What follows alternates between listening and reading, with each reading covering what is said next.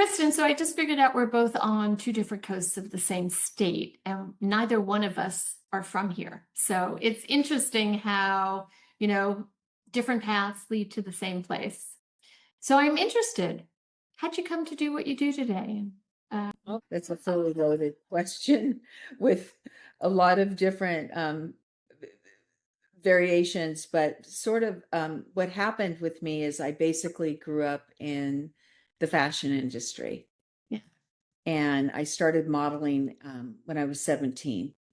And I went to Paris when I was 18, and I was supposed to go only for 2 weeks, and I wound up staying a year because I loved it so much.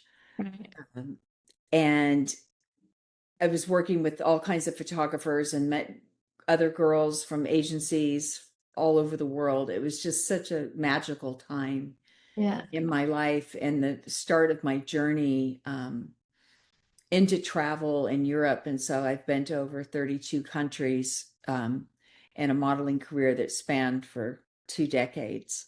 That's great. That brought me to where I basically am today. When I say I grew up in the business, I really don't know anything else. It became so natural to me to want to be interested in production and how things worked. And I was gravitated always to the art directors, the photographers, the stylists, the makeup, everything that went on behind the scenes. Yeah. Um, After years of just sort of being the model, I would gravitate towards those creatives and ask them tons of questions. And so I was like a sponge, basically, to understand light, composition, how a shoot goes together, um, production.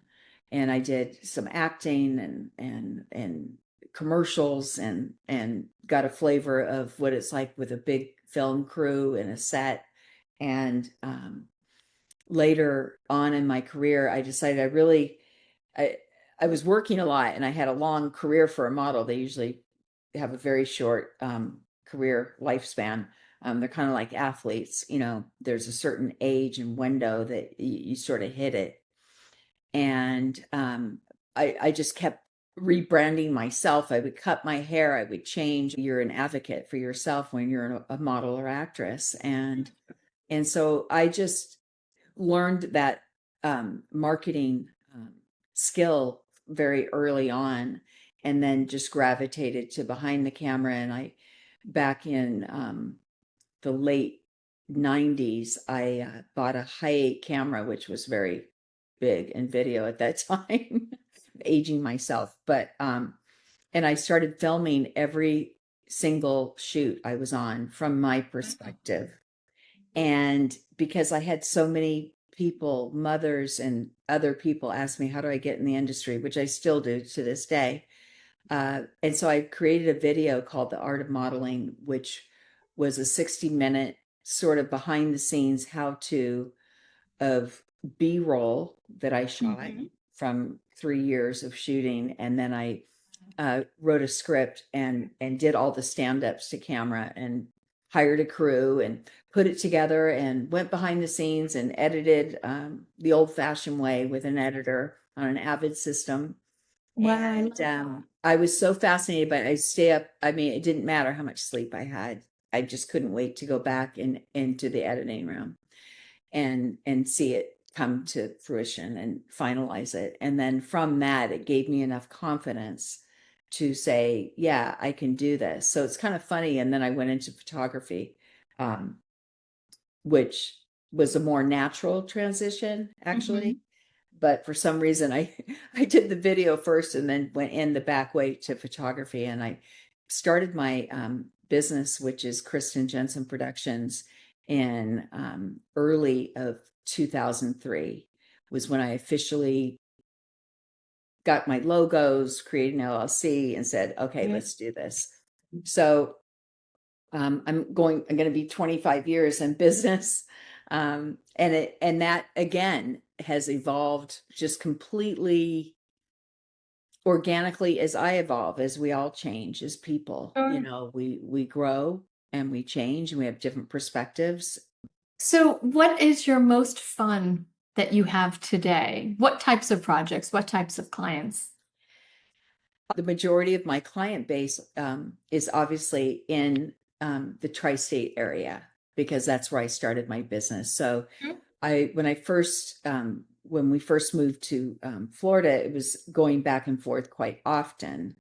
And now I try to cluster shoots and bigger assignments somewhat together, which isn't always the easiest thing to do because in the Northeast, it's always weather permitted if you're Sure. going to shoot outside, which a lot are. So um, I've been working with a couple clients up north where it starts with a simple lifestyle photo shoot. Like I need updated pictures, like a Right. physician or an attorney or any other kind of business or entrepreneur who is looking to just get better content for Mhm. themselves.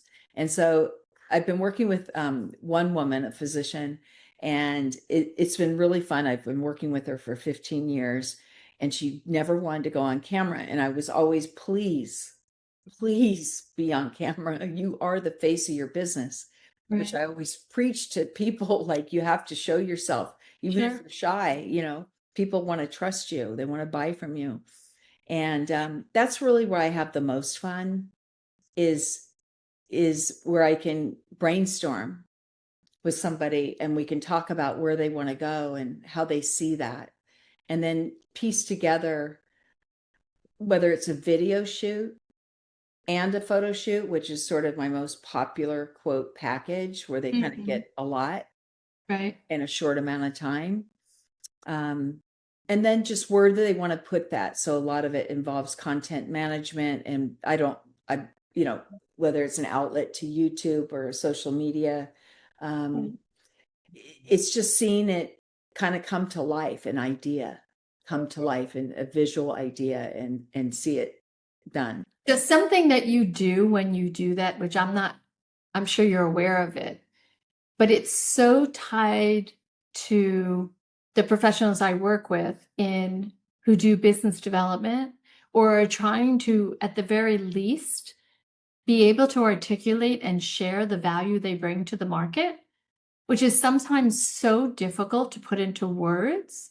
And sometimes you can just meet somebody and connect with them, and this is the person that's going to help me.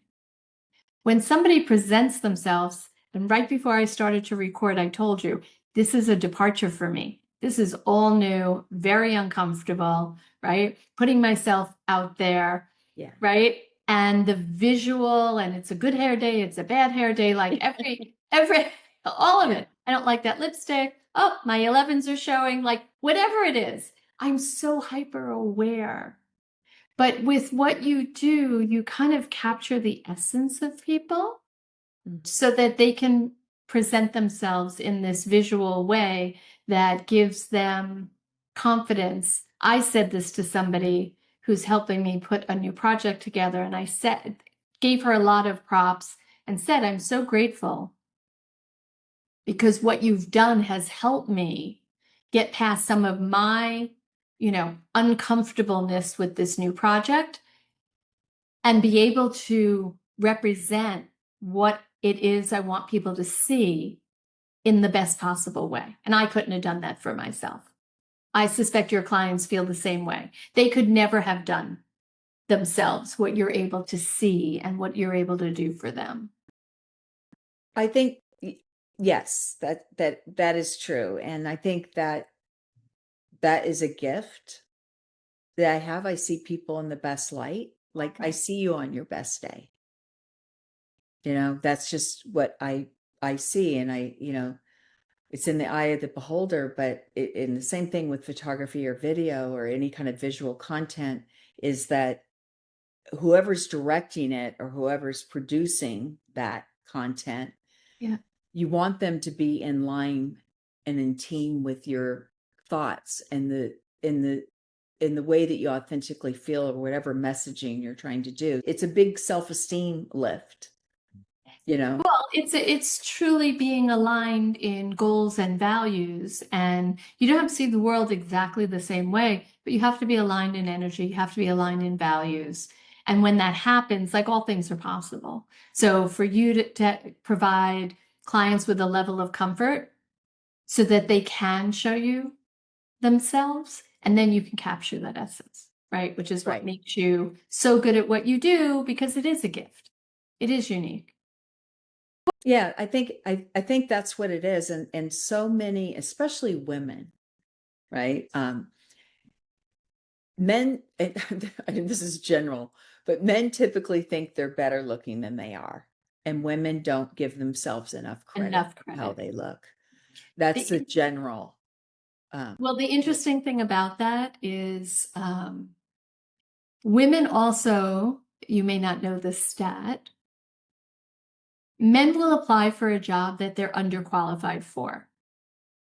Women don't apply for jobs because they themselves say, oh, I don't have all the experience, I don't have enough. Meanwhile, they might even be overqualified. So we second guess ourselves generally.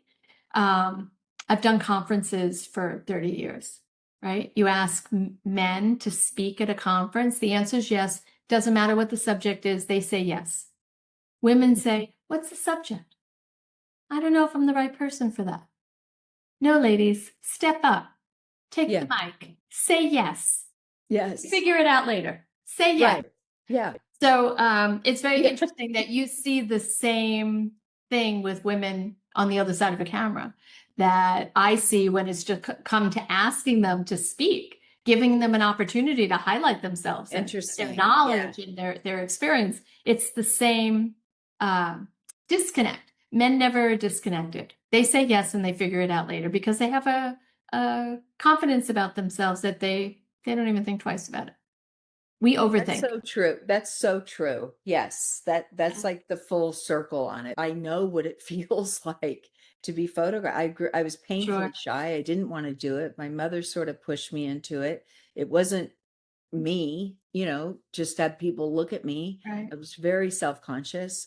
Um, and and I find the majority of my clients are women, for some reason. And they do feel comfortable with me because it's just like a conversation. Right. We're just getting to know each other. So it's Sure. not like the shoot, like my camera is just forget that. Like Right. that's not even here. Well, we're just having a conversation here, right? It's not. Exactly. Exactly. Yes, it doesn't who cares about technology or whatever the camera is. It's more about, just getting you relaxed and making you feel comfortable and, sharing something that's you. So there's no performance, I people, what do I wear? I hair and makeup people, that's all handled, right? We got all that. That's all like superficial and we got all that handled. And I have to say, if I had $1 for every time someone said, I don't want to be on camera or I hate my pictures, everybody hates it. I said, Yeah, I'm I not the had. dentist. Come on. I'm not doing root canal. Come on. I wholeheartedly believe if you can be comfortable being uncomfortable, anything is possible. Wow. Yeah. You don't really have to be comfortable all the time. It's okay. It's okay to be uncomfortable. It's how we grow, it's how we learn, and it's how new things can happen. This When is you so sit in your true. comfort zone and you're not willing to put yourself out there, the world doesn't come knocking at your door. You've got to actually leave the house, right? So it may be uncomfortable, but it doesn't mean it won't be fun. It doesn't mean it won't be great. I say the same thing. I said, listen, you're not going to get the warm and fuzzies. Okay. It's okay if you don't. Right. If you feel stupid, that's okay too. If you don't know what Comfortable you're being doing, it's okay. comfortable being uncomfortable in any circumstance, Right. right? Anyway, this was great. Thank you so much for taking some time to share yourself and your story. Thank you. Appreciate Thanks it. for having me.